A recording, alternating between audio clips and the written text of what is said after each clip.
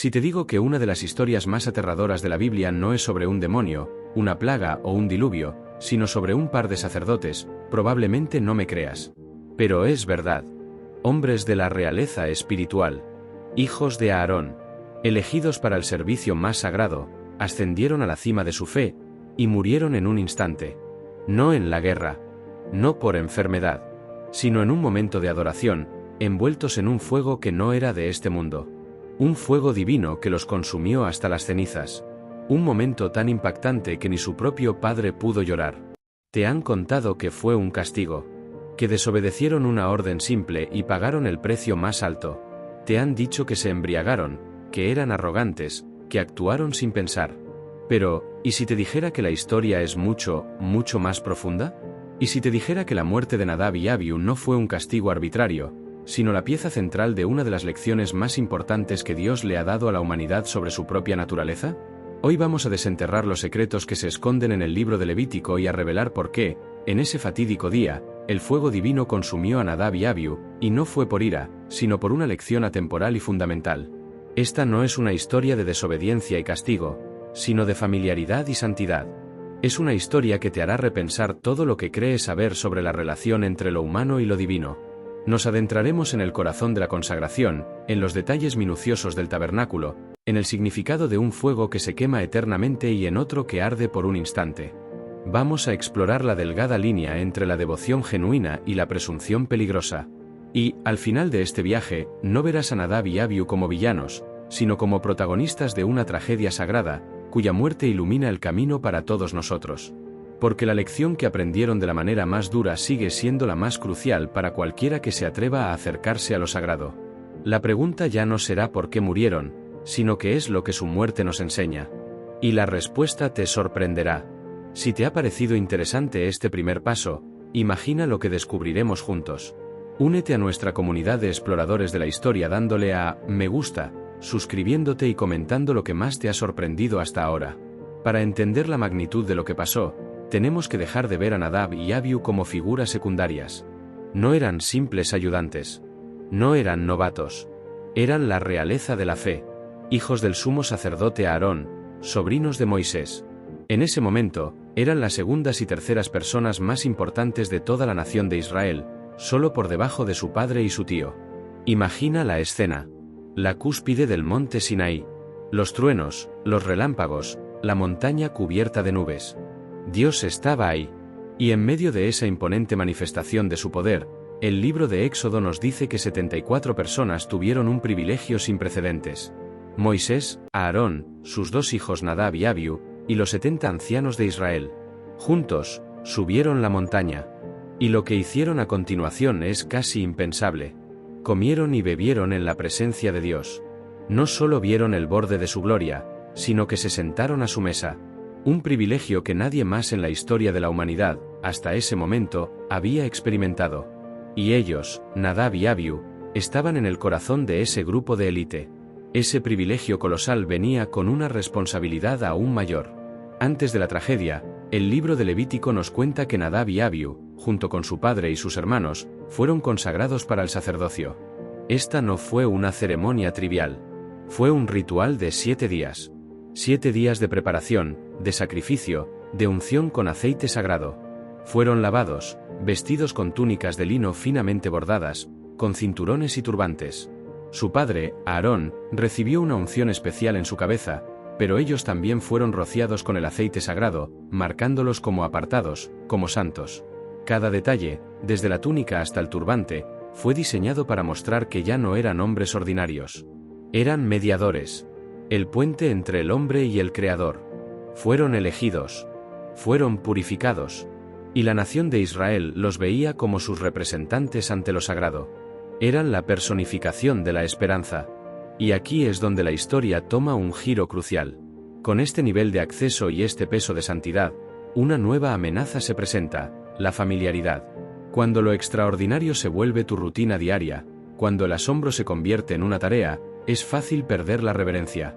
Su pecado no fue el de un forastero, sino el de alguien demasiado cercano. Su error no fue por ignorancia, sino por un tipo de presunción que solo puede nacer de un gran privilegio. Eran los hijos de Aarón, y creían que conocían el camino. Creían que tenían la libertad para improvisar. Y es esa creencia, esa falta de reverencia por la santidad del momento, lo que nos lleva directamente al acto que selló su destino. La historia de Nadab y Abiú no se entiende en un vacío. Para sentir el peso de su tragedia, debemos viajar en el tiempo y el espacio a la cumbre del monte Sinaí. Imagina la escena con todo tu ser. Un desierto interminable. Un pueblo de 1 millón de almas, recién liberado de la esclavitud, acampado en el valle. Y encima de ellos, una montaña que ya no era solo una montaña. Era un volcán de la presencia divina. El Sinaí estaba cubierto de nubes densas, humeaba y temblaba con una fuerza inmensa. De su cima salían el estruendo de los truenos y el destello de los relámpagos, y la voz de la trompeta resonaba cada vez más fuerte. Era una manifestación tan aterradora, tan poderosa, que el pueblo, aterrorizado, se alejó. No fue una falta de fe, fue una profunda y fundamental realización de su propia impotencia y fragilidad frente a la santidad infinita. Se dieron cuenta de que si Dios hablaba directamente con ellos, serían consumidos. Así que le suplicaron a Moisés: habla tú con nosotros y escucharemos, pero que Dios no hable con nosotros, no sea que muramos. Este era el contexto. El pueblo de Israel entendía, en sus huesos, que acercarse a Dios era un asunto de vida o muerte, que su santidad no era un concepto abstracto, sino una fuerza que podía consumir. Y en medio de este evento cósmico, Dios le dio a Moisés las leyes, las 10 palabras, y las cientos de ordenanzas que seguirían. Este pacto no era una sugerencia, era un acuerdo solemne, un compromiso de obediencia total a un Dios santo. Pero, ¿cómo podría un Dios santo morar entre un pueblo impuro sin destruirlo? La respuesta a esa pregunta es el tabernáculo. El tabernáculo no era solo una tienda de campaña elaborada, era la recreación, en miniatura, del monte Sinaí. Un lugar sagrado, dividido por velos y cortinas, con reglas de acceso estrictas. Un santuario que operaba como un modelo de la santidad divina. La distancia entre lo humano y lo divino se definía y se protegía con una precisión absoluta. La santidad de Dios ya no estaría solo en la cima de una montaña, sino en el corazón del campamento. Pero con una condición: solo los sacerdotes, los mediadores divinamente designados, podían entrar a los recintos más sagrados. Solo ellos podían oficiar, ofrecer sacrificios y asegurar que la impureza del pueblo no provocara una calamidad. Y para ello, cada detalle de su servicio, cada brasa, cada cucharón, cada pizca de incienso, no era una opción, sino un mandamiento. Se estaba estableciendo un sistema donde el orden y la obediencia no eran solo virtudes, sino la única forma de sobrevivir en la presencia de Dios. El escenario está montado. El tabernáculo ha sido construido. Y 2 de los hombres más privilegiados de la nación están a punto de realizar su primer servicio. El tabernáculo está terminado. Los sacerdotes han sido ungidos. El altar de bronce ha sido encendido con un fuego que bajó del mismo cielo, un fuego divino que se supone que nunca debe apagarse. El pueblo de Israel está en éxtasis. La gloria de Dios ha llenado la tienda, y el olor de las ofrendas quemadas se mezcla con el aire del desierto. Es el clímax de una promesa de más de 400 años. El momento en que Dios, el creador del universo, viene a morar en medio de su pueblo. La culminación de un viaje. Ahora, en el centro de esta escena, están Aarón, el sumo sacerdote, y sus hijos, Nadab y Abiú. Su primera tarea. Su gran debut. Deben tomar braseros, pequeños recipientes para incienso, llenarlos con carbones ardientes del altar de bronce, y luego colocar incienso sobre esos carbones para que el humo perfumado suba y llene el lugar santo, el primer compartimento del tabernáculo. Es un ritual que se realizará todos los días, por siempre. Un acto de mediación que garantiza que la presencia de Dios pueda morar de forma segura entre un pueblo imperfecto. La tensión debe haber sido palpable. Cada movimiento de Nadab y Abiú, cada respiración, era un acto sagrado. Debían seguir el guión al pie de la letra. No había espacio para la improvisación, para el atajo, para la creatividad personal. Las instrucciones eran claras y precisas. El fuego para el incienso tenía que provenir de una única fuente específica. Tenía que ser el fuego que Dios mismo había encendido. El fuego sagrado del altar. Era una conexión sagrada. Un puente de obediencia entre el hombre y Dios. Este no era un mero ritual religioso. Era una lección de humildad y respeto. Era el reconocimiento de que hay una única manera de acercarse a la santidad. Pero en un momento que debía ser de triunfo y reverencia, un momento en que todo un pueblo estaba aprendiendo a vivir en la presencia de Dios, Nadab y Abiú hicieron algo que rompió el protocolo, una acción que parecía pequeña, casi insignificante, pero que en realidad desmanteló toda la estructura de santidad que se estaba construyendo. Con sus braseros en mano, y en lugar de tomar el fuego del altar sagrado, usaron un fuego extraño. ¿De dónde vino? La Biblia no lo dice. ¿Quizás lo encendieron ellos mismos? ¿Quizás era fuego de una fogata común? Lo que sí sabemos es que no era el fuego que Dios había mandado. No era el fuego de la obediencia, de la reverencia. Era un fuego de su propia invención. Una manifestación de su propia voluntad. Una declaración silenciosa de que su manera era tan buena, o mejor, que la de Dios. Y en ese instante, pasaron de ser mediadores a transgresores. El aire se congela. El humo del incienso flota, pero un nuevo olor lo opaca. Nadab y Abiú, con sus braseros humeantes en la mano, se adelantan hacia el altar del incienso. Es su momento de gloria. Se inclinan para colocar sus ofrendas, seguros de que han honrado a Dios. No hay un solo indicio de que estén haciendo algo malo. No hay un rayo de luz que se oscurezca, no hay una alarma sonando. Hay silencio. Pero es un silencio tenso, un silencio que se siente como el preámbulo de una tormenta. Porque la Biblia no lo describe como una explosión de ira, sino como un acto de precisión divina. Y salió fuego de delante de Jehová, y los quemó, y murieron delante de Jehová. La frase es tan corta que casi la lees sin respirar. En un instante, los dos hombres que comieron en la presencia de Dios, que fueron ungidos con aceite sagrado, que llevaban las ropas más puras, quedaron reducidos a cenizas. No fueron consumidos por un fuego que los persiguió o que los derribó. El fuego simplemente salió y los quemó. No fue una ejecución pública para aterrorizar al pueblo. Fue una demostración quirúrgica del poder de Dios. Fue un evento que sucedió delante de Jehová, en su presencia. El relato no se detiene a detallar el terror o el pánico del campamento. Tampoco nos cuenta si sus cuerpos se desintegraron por completo o si quedaron carbonizados. La Biblia simplemente dice que los sacaron con sus túnicas. El punto no es la brutalidad, sino la santidad. Lo que ocurrió no fue un castigo por desobediencia, fue la consecuencia de una falta de reverencia. En ese momento, la santidad de Dios se hizo tan palpable y real que cualquier intento de familiaridad con ella resultaba fatal. El mensaje fue directo y devastador. Para el resto de los sacerdotes, para Aarón y para toda la nación de Israel, no había espacio para la duda. El fuego extraño de Nadab y Abiú no era una simple ofrenda. Era una declaración. Y la respuesta de Dios no fue ira, sino una demostración de su naturaleza. El tabernáculo era su morada, no un lugar para experimentar. Y las reglas no eran sugerencias, sino los cimientos sobre los que descansaba la supervivencia del pacto. El fuego se apaga tan rápido como apareció. Deja tras de sí no solo cenizas, sino un silencio absoluto. El tipo de silencio que grita. Los sacerdotes que asistían a la ceremonia se detienen, sus manos en el aire. El pueblo, que había estado observando con expectación, se queda sin aliento. Un momento antes, había celebración, júbilo. Ahora, solo hay horror. Pero de todas las reacciones posibles, la más impactante y aterradora es la de Aarón. La Biblia es explícita y aterradora en su descripción, y Aarón calló. No gritó. No lloró. No cuestionó a Dios. En el momento más devastador de su vida, su reacción no fue el lamento de un padre que acaba de perder a sus dos hijos mayores, sino el silencio de un sacerdote que entiende. Y ese silencio lo dice todo. Aarón acababa de ver a Nadab y Abiú, los herederos de su legado, consumidos por un acto de santidad divina. Y en lugar de protestar, se quedó inmóvil. ¿Por qué? Porque en su corazón, Aarón entendió. Entendió que su dolor, su sufrimiento, su tragedia personal, era insignificante comparado con la santidad de Dios. Comprendió la lección que el resto del campamento no podía. El mensaje no era de ira, sino de santidad.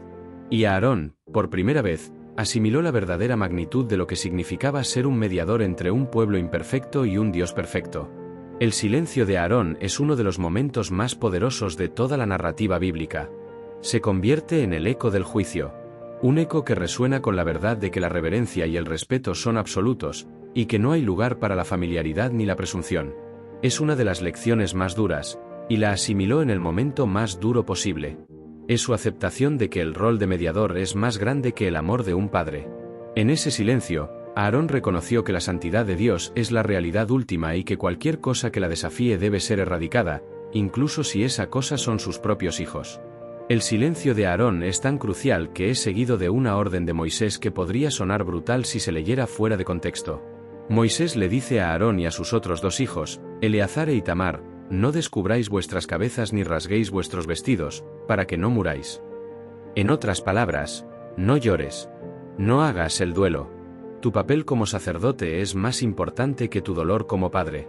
No te contamines a ti mismo con la impureza de la muerte, porque la santidad es lo que te separa del resto. Y Aarón, en su silencio, ya lo había entendido. Lo entendió no con palabras, sino con la aceptación de un padre que reconoce que sus hijos no fueron asesinados, sino que perecieron ante la santidad de su propósito. El silencio de Aarón fue la aceptación del sacerdote, pero no necesariamente la del pueblo. Y aquí es donde la historia se vuelve realmente incómoda para nosotros.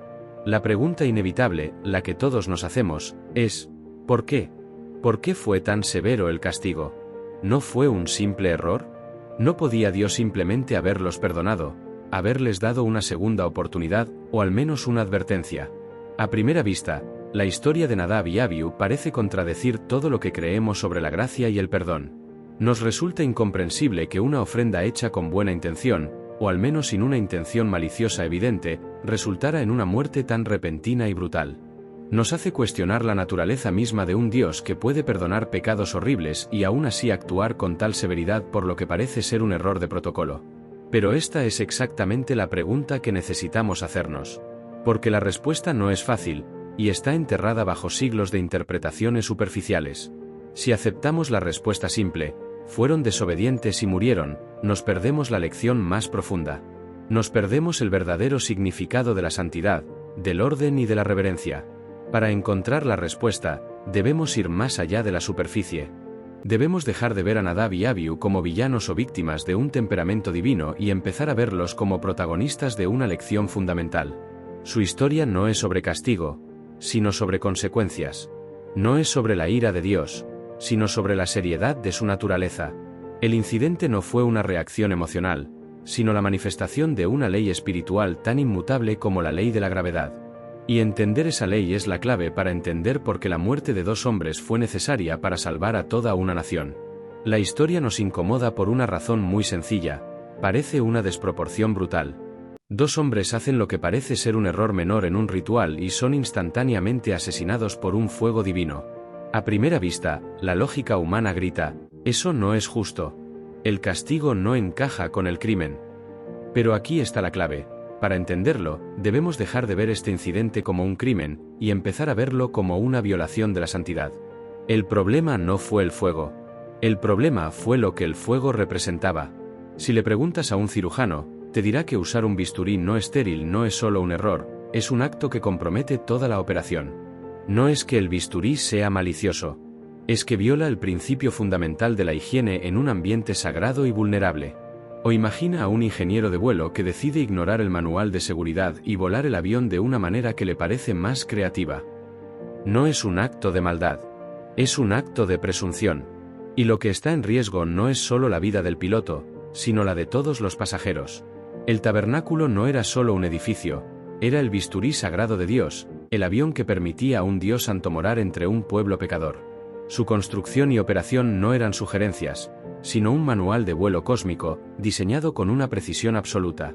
Cada regla, cada material, cada paso del ritual, era una medida de seguridad. La santidad de Dios es como la electricidad de un alto voltaje.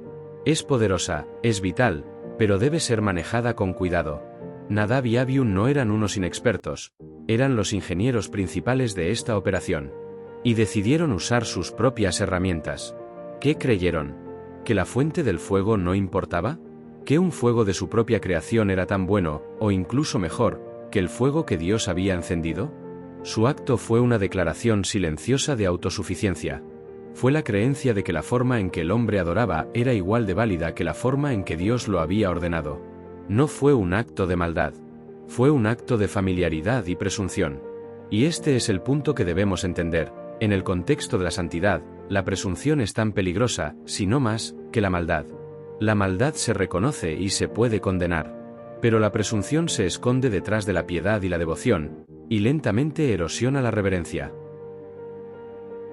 Lo que mató a Nadab y Abiú no fue un castigo por desobediencia. Fue la consecuencia inevitable de la ley de santidad. Fue la respuesta de Dios a una fisura en el sistema que acababa de establecer para la supervivencia de toda la nación. No fue un acto de ira, sino un acto de protección. Porque la santidad, si se desobedece, se convierte en un peligro mortal. Y la única manera de enseñarle al mundo esa lección era haciendo que la santidad misma actuara como el juicio. La pregunta incómoda es esta: ¿por qué dos hombres tan cercanos a Dios cometerían un error tan fatal? La respuesta no está en la maldad, sino en un peligro mucho más sutil, la familiaridad. Eran los príncipes del sacerdocio. Vivían en el campamento, respiraban el humo de los sacrificios, veían el tabernáculo todos los días. Para el resto de la nación, la presencia de Dios era un espectáculo aterrador en la cima de una montaña. Pero para Nadab y Abiú, el tabernáculo era su lugar de trabajo. El acceso que otros ansiaban, para ellos era su rutina. Piénsalo así: para un turista, una catedral milenaria es un lugar de asombro y reverencia. Pero para el personal de limpieza, es solo un edificio más que deben limpiar. La belleza, el asombro y el peso de la historia se desvanecen en la monotonía. Y ese fue el problema de Nadab y Abiú. La inmensa santidad de lo que les rodeaba se había vuelto algo común. Habían perdido el sentido del asombro. Su error no fue el de un forastero, sino el de alguien demasiado cercano. No fue un acto de rebelión intencionada, sino de presunción. Creían que su posición les daba la libertad de improvisar, de tomar un atajo, de usar un fuego tan bueno como el de Dios. Creían que el resultado era lo que importaba, no el proceso. No entendieron que en el reino de la santidad, el proceso es el resultado. El acto de tomar el fuego de la fuente divina no era solo un paso, era una declaración de humildad y dependencia. Era el reconocimiento de que su poder no provenía de ellos mismos, sino de Dios. Al usar su propio fuego, estaban declarando: nuestras manos pueden crear algo tan sagrado como lo que tú has encendido. Y esa declaración, nacida de la familiaridad y el orgullo, rompió el protocolo de la santidad de la manera más devastadora. Su historia es una advertencia para todos nosotros. Nos enseña que el privilegio de estar cerca de lo sagrado es una espada de doble filo. Puede ser una fuente de vida, o una fuente de muerte, si se pierde el respeto. Y esa es la lección que tuvieron que aprender de la manera más dura. El concepto de santidad es fundamental para entender por qué murieron Nadab y Abiú. Pero, ¿qué significa realmente ser santo? La mayoría de nosotros lo asociamos con la perfección moral, con hacer el bien y no cometer pecados. Y aunque eso es parte de ello, en el contexto bíblico, la palabra hebrea para santidad, kadosh, tiene un significado mucho más profundo, de hecho, más aterrador. Kadosh significa apartado, separado, diferente. Significa que algo está tan inherentemente puro y único que no puede mezclarse con lo ordinario, con lo impuro. Imagina un generador de electricidad de miles de voltios. Es una fuente de poder increíble, capaz de iluminar ciudades enteras. Pero si lo tocas con tus propias manos, esa misma energía te matará. La electricidad no es inherentemente malvada o iracunda. Su naturaleza es la que es. Es pura energía, y la pureza extrema no puede interactuar directamente con la imperfección.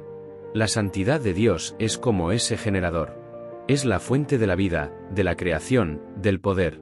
Pero la distancia entre su santidad y nuestra imperfección es tan grande que debe haber un mediador, un transformador que reduzca el voltaje para que no seamos consumidos. Y ese es el trabajo del sacerdocio. Ese es el propósito del tabernáculo. Era la estructura de seguridad, el sistema de cables y fusibles, que permitía a la poderosa presencia de Dios residir en medio de un pueblo imperfecto sin aniquilarlo. Las leyes sobre el incienso, sobre el fuego, sobre la sangre, no eran reglas arbitrarias. Eran las especificaciones técnicas para que el transformador funcionara. Eran la forma de proteger al pueblo de Israel de la misma presencia que les daba vida. Cuando Nadab y Abiú ofrecieron su fuego extraño, no estaban cometiendo un simple error. Estaban introduciendo un componente impuro en un sistema de altísimo voltaje. Estaban tomando una ofrenda de su propia creación, un acto de su propia voluntad, y lo estaban intentando mezclar con la santidad perfecta de Dios. No fue un acto de maldad, sino de una ignorancia temeraria. Estaban tratando de acercarse a la santidad a su manera, en lugar de a la manera de Dios. Y la respuesta no fue un castigo, sino la consecuencia inevitable. Como tocar el generador de miles de voltios con las manos desnudas. El sistema falló. El transformador se rompió. Y la pura energía de la santidad, que no distingue entre una mala intención y una buena intención, los consumió. Para entender el peligro del fuego extraño, es crucial que veamos el tabernáculo no como un edificio, sino como una representación física de una verdad espiritual. Era un microcosmos del universo. El plan era simple: permitir que un Dios santo coexistiera con un pueblo impuro. Pero esta coexistencia no podía ser a cualquier precio. Tenía que ser a su manera. El tabernáculo fue diseñado con una precisión que desafía la imaginación. Tenía un patio exterior, el atrio, donde cualquiera de la nación de Israel podía entrar para traer sus sacrificios. Un paso más adentro, estaba el lugar santo, donde solo los sacerdotes podían entrar y realizar las tareas diarias. Finalmente, detrás de un velo pesado y bordado con querubines, estaba el lugar santísimo, el corazón del tabernáculo, la morada de la presencia de Dios. A este lugar solo podía entrar una persona, el sumo sacerdote, y solo una vez al año. Esta estructura no era solo un plano arquitectónico, era un mapa de la santidad. Nos enseñaba, paso a paso, que hay una progresión para acercarse a Dios. No se trata de un simple paseo. Cada paso era más sagrado, más restringido y, por lo tanto, más peligroso. El atrio era el mundo exterior. El lugar santo era la esfera del servicio sagrado. El lugar santísimo era el reino de la presencia divina. Nadab y Abiú no estaban en el atrio. No estaban en el lugar donde el pueblo podía traer sus ofrendas. Estaban en el lugar santo, con sus braseros listos para entrar al corazón del santuario. El hecho de que estuvieran tan cerca de la presencia divina, eleva la gravedad de su error de manera exponencial. Su transgresión no fue un simple error de protocolo. Fue un acto de negligencia en el epicentro de la santidad. Imagina a un cirujano que, en el momento de la verdad, se salta el proceso de esterilización. El error no es grave por sí mismo, sino por el contexto en el que ocurre. Y ese fue el pecado de Nadab y Abiú. La inmensa santidad del lugar que ocupaban significaba que cualquier desviación, por mínima que fuera, se magnificaba hasta convertirse en una catástrofe. El tabernáculo era el lugar donde la vida y la muerte se encontraban, y la obediencia estricta era el único escudo contra la extinción. Para la mayoría, el fuego es solo fuego. Es calor, es luz, es una fuerza de la naturaleza. Pero en el contexto del tabernáculo, el fuego era más que eso. Era la manifestación de la presencia de Dios. Y al igual que hay leyes que rigen la gravedad y la física, había leyes que regían el fuego sagrado. Y Nadab y Abiú las rompieron de la manera más fatal. El fuego que ardía en el altar de los holocaustos no era de origen humano. La Biblia nos dice que, al final de la ceremonia de consagración, después de que Aarón y sus hijos ofrecieron los sacrificios, salió fuego de delante de Jehová, y consumió el holocausto y la grosura sobre el altar. Fue un evento sobrenatural. El fuego de Dios descendió y encendió el altar. Y este fuego no debía apagarse jamás. Era un fuego eterno, un símbolo de la aceptación divina. Era el único fuego que, por mandato de Dios, podía ser utilizado para los sacrificios. Este fuego sagrado era el símbolo de la obediencia y la dependencia. Usarlo era una declaración de que no podían completar la adoración por sí mismos. Era un recordatorio constante de que la adoración válida solo puede venir de una fuente divina. Era la forma de Dios de decir: esta relación es a mi manera, no a la tuya. Yo proveo la forma y la energía. Tú solo debes seguir mis instrucciones. Era un acto de profunda humildad. Y luego está el fuego extraño. El fuego de Nadab y Abiú. La Biblia no nos dice de dónde lo sacaron, pero sabemos que no vino del altar. Pudo ser un fuego de una fogata común, un fuego que ellos mismos encendieron con piedras. Lo que sí sabemos es que era un fuego que representaba su propia autonomía, su propia iniciativa. Era su declaración de que podían adorar a Dios con sus propias ideas, con sus propios métodos. La diferencia entre el fuego sagrado y el fuego extraño no era solo de origen, sino de significado. El sagrado simbolizaba la obediencia. El extraño simbolizaba la presunción. Imagina un chef al que se le da una receta de la realeza. Es una receta secreta, antigua. El chef tiene todos los ingredientes, pero en lugar de usar la harina especial de trigo que se le ha dado, decide usar una harina de su propia cosecha. El resultado puede verse similar, Puede oler igual, pero no es la misma receta. Ha perdido su autenticidad. Ha sido alterada por la arrogancia humana. Y eso fue lo que pasó. Nadab y Abiú intentaron ofrecer un incienso santo con un fuego profano. Intentaron mezclar lo divino con lo humano, lo sagrado con lo común, y el sistema colapsó. Porque en el reino de la santidad, no hay lugar para la improvisación ni para la presunción. La Biblia es un libro de contrastes. Luz y oscuridad. Vida y muerte. Y en esta historia, nos presenta el contraste más dramático y crucial de todos, el fuego sagrado contra el fuego profano. La distinción entre los dos no fue un detalle menor. Era el principio fundamental del sacerdocio. El fuego sagrado era el fuego de Dios. Simbolizaba la obediencia. Simbolizaba el reconocimiento de que la adoración no es una iniciativa humana, sino una respuesta a la invitación divina. Era un fuego que venía de arriba, una llama de la presencia misma de Dios que decía: yo soy la fuente de toda la adoración verdadera. Usar este fuego era un acto de humildad, una confesión de dependencia. Era la forma de decir: Señor, no somos nada sin ti. No podemos encender este fuego por nosotros mismos. Solo tú puedes hacerlo. Y luego está el fuego profano. El fuego de Nadab y Abiú. El fuego que ellos mismos encendieron. No sabemos si lo hicieron por arrogancia, por impaciencia, o simplemente por conveniencia. Pero su origen no importaba. Lo que importaba era que no era el fuego de Dios. Simbolizaba la autosuficiencia humana. La creencia de que se podía adorar a Dios con medios humanos. Era la declaración: podemos encender nuestro propio fuego. Podemos hacer esto por nuestra cuenta. Y en ese momento, la ofrenda que se suponía que unía a la humanidad con Dios se convirtió en una barrera. El fuego que debía ser un puente se convirtió en la chispa de la destrucción. El acto de Nadab y Abiú nos enseña que no hay adoración neutral. No hay un casi bien cuando se trata de la santidad. Lo que no está completamente alineado con la voluntad de Dios es, por definición, profano. Y lo que es profano no puede mezclarse con lo sagrado sin consecuencias catastróficas. El incidente no fue un acto de ira de Dios, sino la manifestación de una ley inmutable. La santidad no puede cohabitar con la presunción.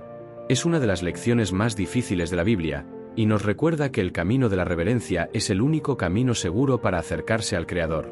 La objeción más común a esta historia es que la intención de Nadab y Abiú pudo haber sido buena. ¿Quizás querían honrar a Dios? ¿Quizás simplemente no se dieron cuenta del error? La mayoría de las veces, juzgamos las acciones basándonos en la intención. Pero en el contexto de la santidad, la intención, por buena que sea, no es suficiente. El resultado importa tanto como el corazón. El problema con esta forma de pensar es que se centra en el ser humano, no en Dios. Cuando Nadab y Abiú ofrecieron su fuego, lo que realmente estaban diciendo no era queremos hacer esto de buena manera, sino creemos que nuestra buena intención es suficiente para alterar tu ley. Estaban poniendo su juicio por encima del mandato divino. Estaban despreciando el detalle. Y en el reino de la santidad, el detalle no es un adorno. El detalle es la ley.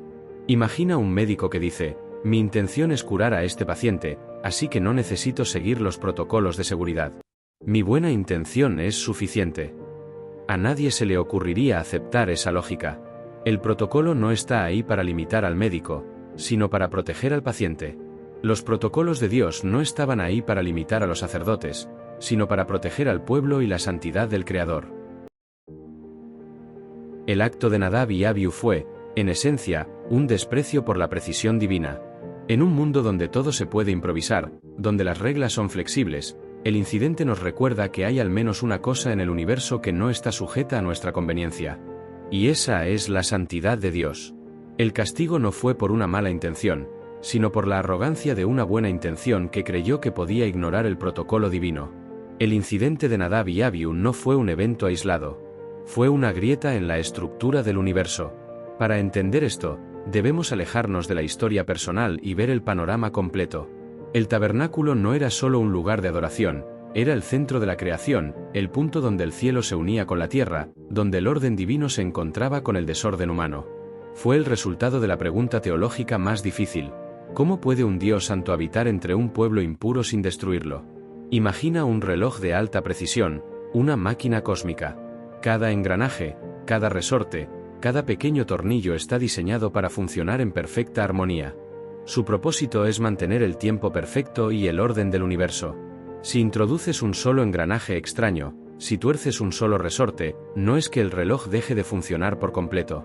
Es que su precisión se corrompe. Se desvía un segundo, luego otro, hasta que la medición del tiempo se vuelve inútil y la máquina entera se rompe. El pecado de Nadab y Abiú fue ese engranaje extraño.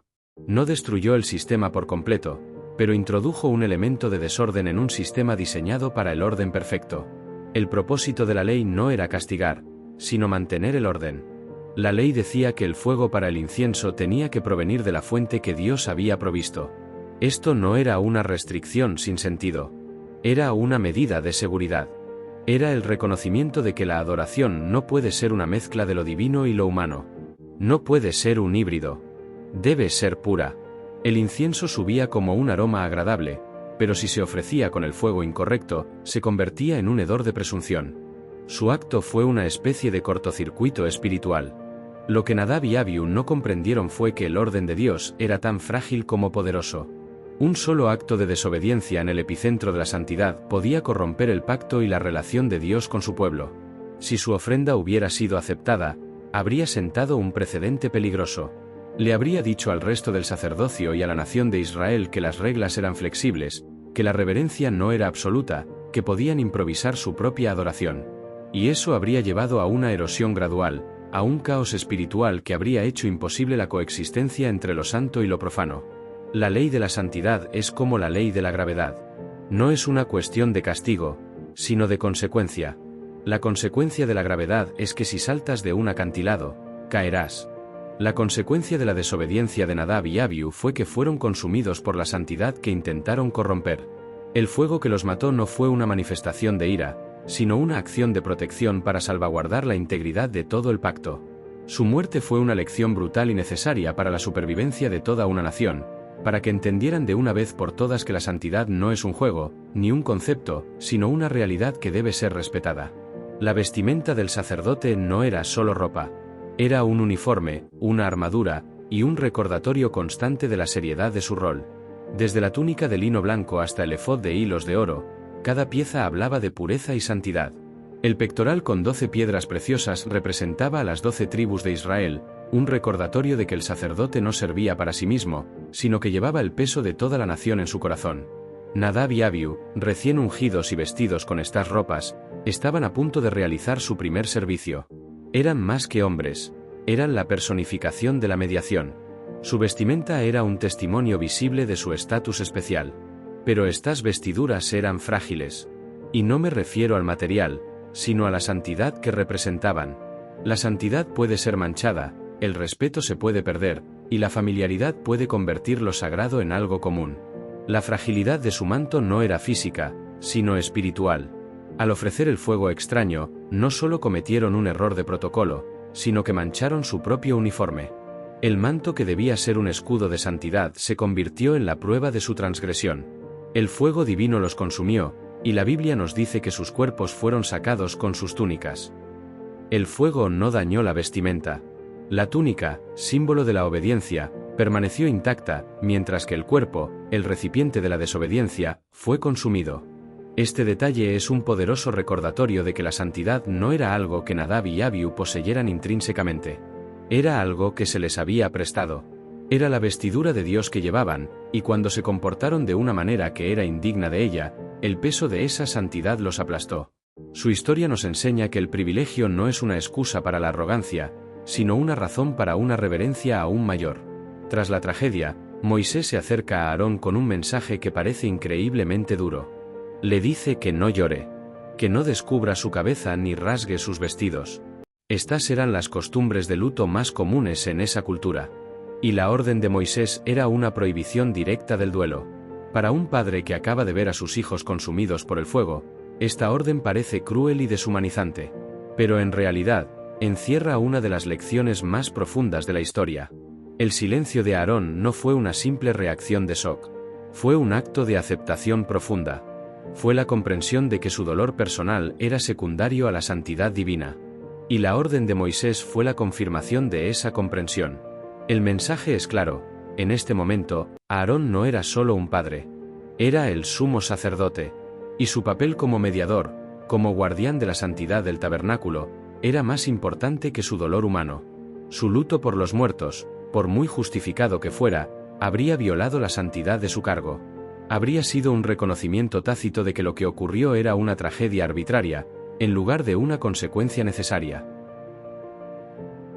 La prohibición del duelo fue una lección para toda la nación, no solo para Aarón.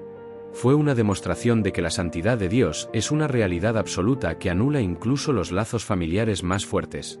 El mensaje a Israel fue: si esto le puede pasar a los hijos del sumo sacerdote, que están en la cumbre de la fe, cuanto más les pasará a ustedes si no obedecen las leyes de la santidad. Fue una reafirmación brutal del pacto. El silencio de Aarón y la orden de Moisés nos enseñan que hay un orden cósmico y espiritual que debe respetarse por encima de todo. La historia no es sobre la ira de Dios, sino sobre la seriedad de su naturaleza. El amor de Dios por su pueblo era tan grande que no podía permitir que se corriera el riesgo de que la santidad fuera trivializada. Y Aarón, en su silencio, se convirtió en el testigo final de esa verdad. El incidente de Nadab y Abiú nos revela una verdad incómoda sobre el liderazgo espiritual: la santidad a menudo conlleva una profunda soledad. En el momento más oscuro de su vida, Aarón no pudo hacer lo que cualquier padre haría: lamentarse y llorar abiertamente por sus hijos. Tuvo que reprimir su dolor y mantener una fachada de control y reverencia. Esta es una de las cargas más pesadas del liderazgo. Los que están en la cima no pueden permitirse el lujo de la vulnerabilidad emocional de la misma manera que los que están por debajo. Su papel es ser un modelo, un faro. Y en el caso de Aarón, su papel era ser el principal mediador entre lo santo y lo profano.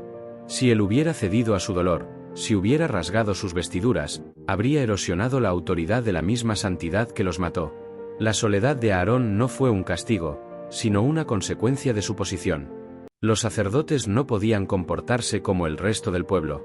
Habían sido apartados, separados del resto, ungidos para un propósito mayor.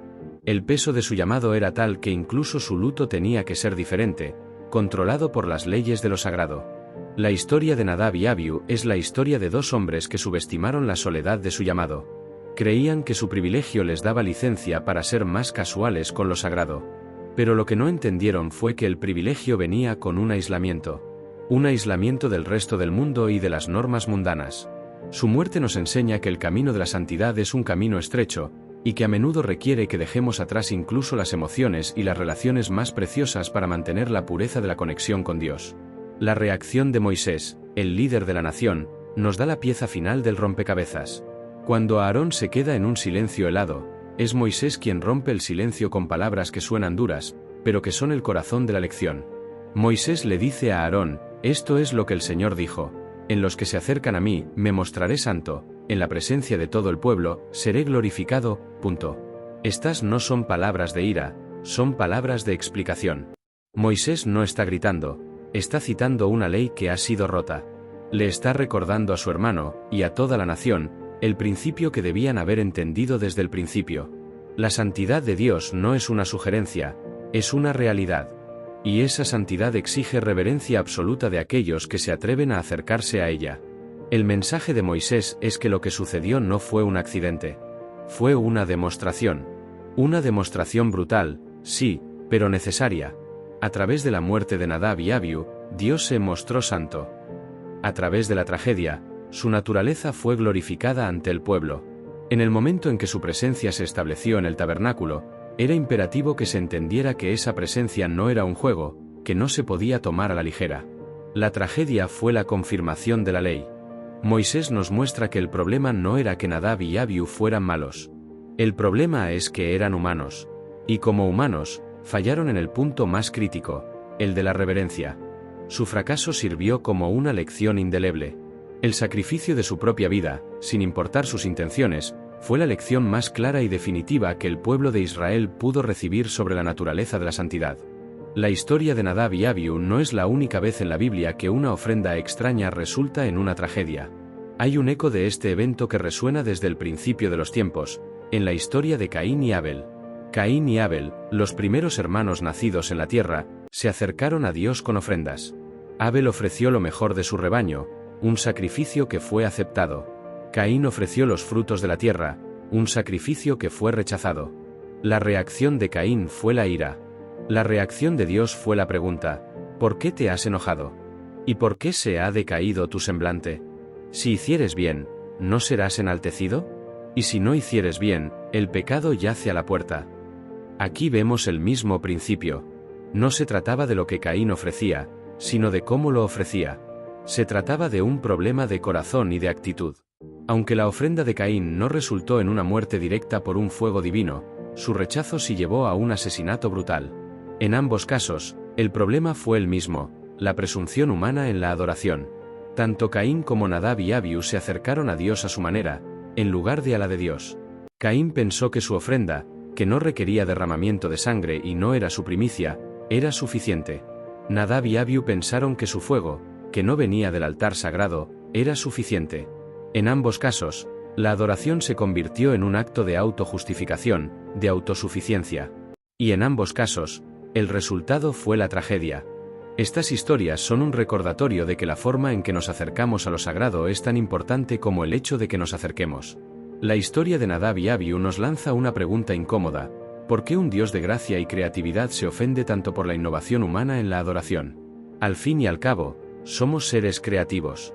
Nos gusta personalizar las cosas.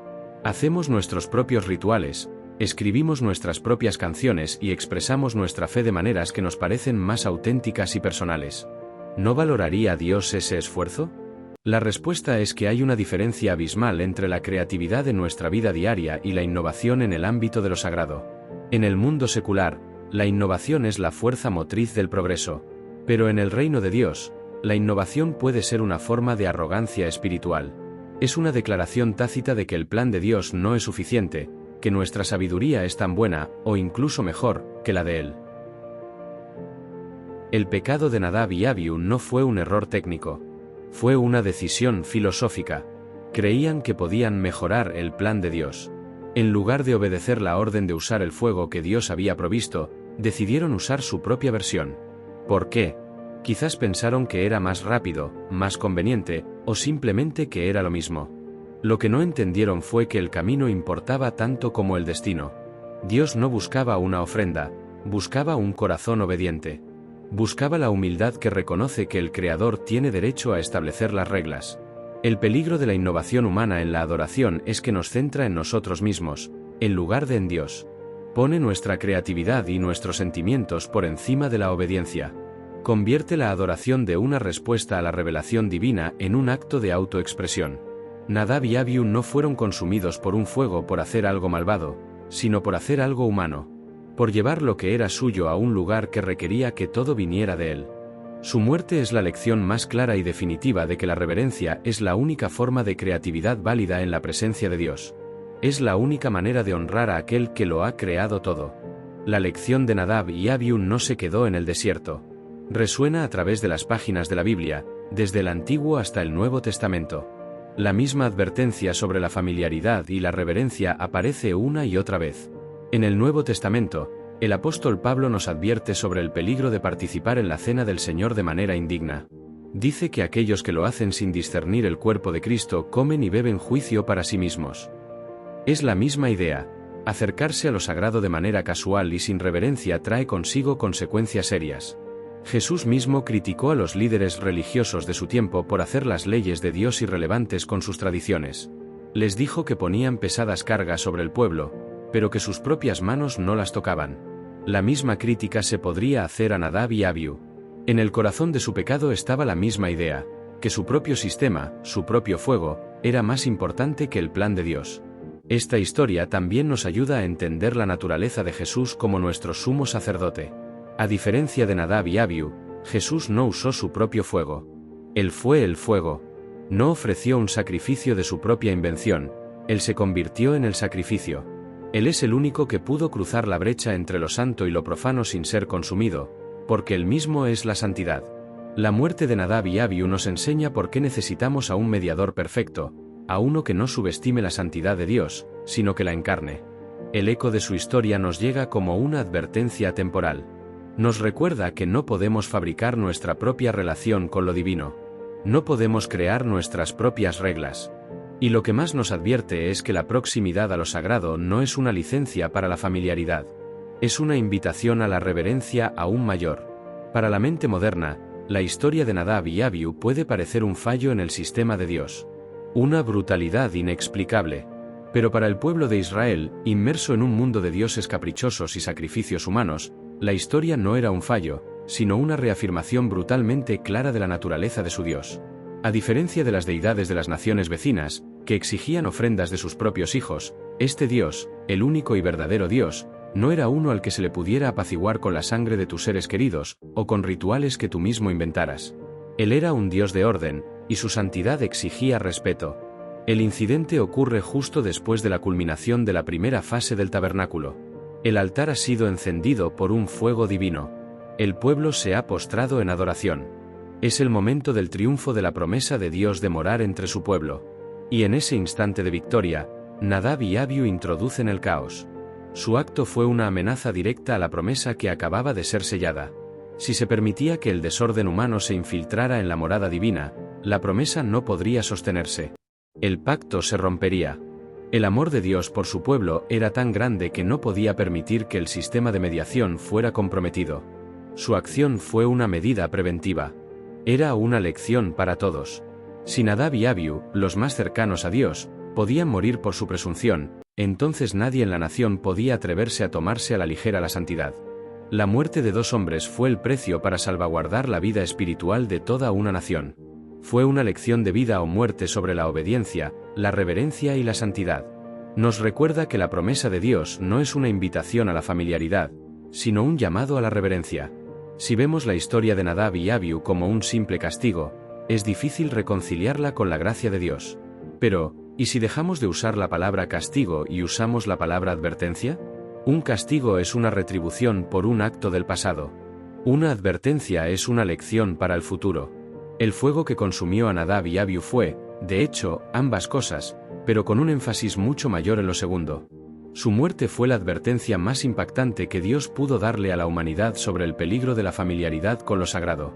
La advertencia es que la santidad es como la electricidad de alto voltaje. Si te acercas a ella sin el equipo de seguridad adecuado, te consumirá. No porque el generador esté enojado, sino porque su naturaleza es así. La adoración sin reverencia es como un ser humano que intenta operar el generador sin los guantes de goma. El resultado es inevitable. La historia nos enseña que la gracia de Dios, aunque infinita, no es arbitraria. Siempre tiene un propósito. Y en este caso, el propósito era establecer una base para la adoración que perduraría a través de los siglos. Nos enseña que las reglas de Dios no están ahí para oprimirnos, sino para protegernos. Son los guantes de goma que nos permiten interactuar con lo divino sin ser destruidos. Su muerte fue una demostración de que la santidad no es una teoría, sino una realidad poderosa que debe ser respetada. ¿Qué nos enseña la historia de Nadab y Abiú a nosotros hoy? No vivimos en una tienda en el desierto. No hacemos sacrificios de animales. Pero la lección de la reverencia es tan relevante para nosotros hoy como lo fue hace miles de años. En nuestro mundo, lleno de informalidad y de un deseo de derribar jerarquías, la historia de Nadab y Abiú nos recuerda que hay al menos una cosa en el universo que no está sujeta a nuestra conveniencia, y esa es la santidad de Dios. Nos recuerda que la adoración no es un acto de autoexpresión, sino un acto de sumisión. No se trata de cómo nos sentimos, sino de quién es Él. No se trata de lo que nosotros traemos, sino de lo que Él ha provisto. En la iglesia, en el hogar, en nuestra vida personal, nos recuerda que el respeto por lo sagrado es el primer paso en el camino de la verdadera fe. La historia nos advierte sobre el peligro de tomar a Dios por sentado, de asumir que, porque Él es un Dios de amor, podemos ignorar su santidad. Nos enseña que la familiaridad con la fe sin reverencia puede ser más peligrosa que la ignorancia total.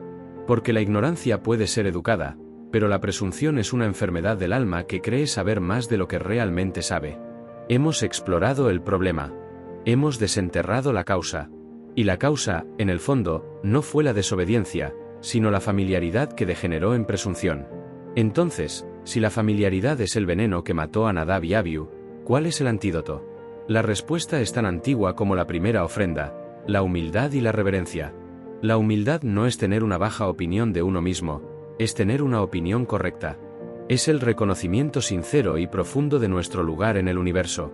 Es la comprensión de que somos los creados, y Dios es el creador. Es saber que nuestra sabiduría es finita y nuestra percepción limitada. La humildad habría impedido que Nadab y Abiú siquiera consideraran usar un fuego diferente al que Dios había provisto. Habría silenciado cualquier susurro de nuestra manera es tan buena como su manera y lo habría reemplazado con la convicción, la única manera segura es la suya. La humildad es lo que nos permite bajar nuestras herramientas y tomarlas de Él, lo que nos permite reconocer que la adoración no es un acto de autoexpresión, sino de sumisión a la voluntad de un ser infinitamente superior.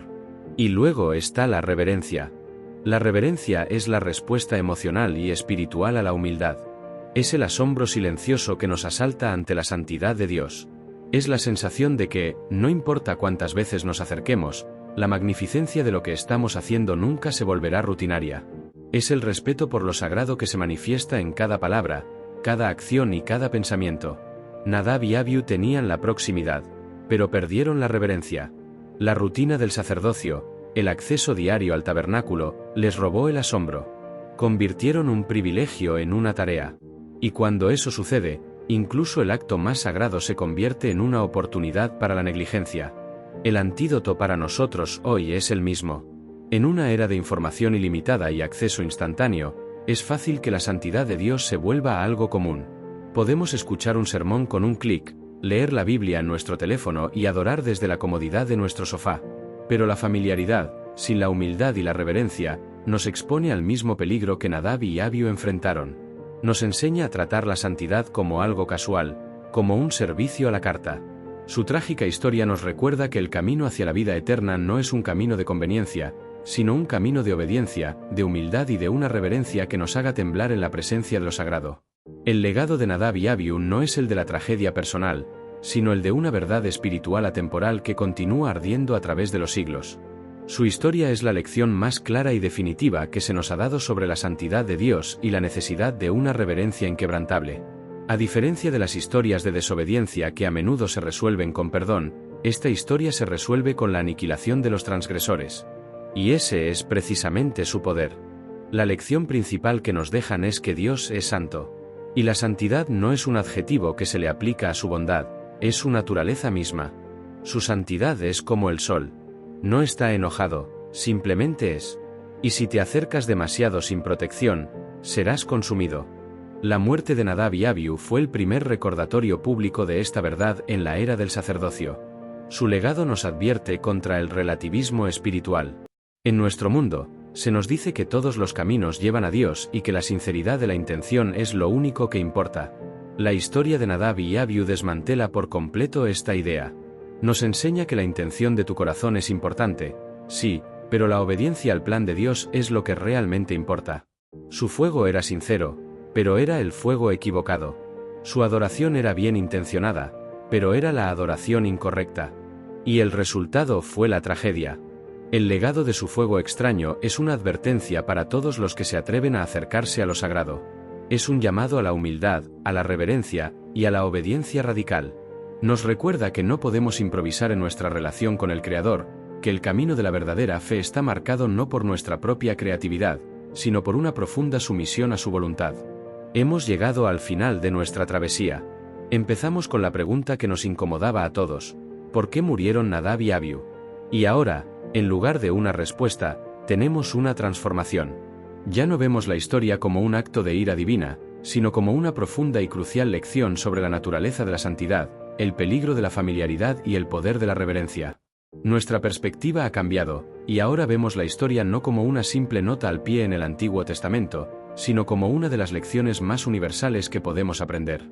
Es la historia de dos hombres que tenían el privilegio de estar cerca de la gloria de Dios, pero que subestimaron el poder de esa cercanía. Y su error, que para ellos fue fatal, se convierte en un faro para nosotros. El fuego extraño ya no es solo una ofrenda equivocada. Es un símbolo de toda la adoración que proviene de nuestra propia iniciativa, de nuestra propia sabiduría, en lugar de la que viene de la obediencia a la voluntad de Dios. Y el fuego que los consumió no es el fuego del castigo, sino el fuego de la santidad que nos recuerda que Dios es inmutable, y que la reverencia no es opcional. Al final, la historia de Nadab y Abiú es una tragedia, sí, pero también es una obra maestra de la enseñanza divina. El costo de su lección fue altísimo, pero el valor de su legado es incalculable. Nos enseña que la santidad no es un concepto que podamos moldear a nuestra conveniencia. Es una realidad que debe ser respetada. Y el respeto, la humildad y la reverencia son el único camino seguro para acercarnos a la llama de la santidad de Dios.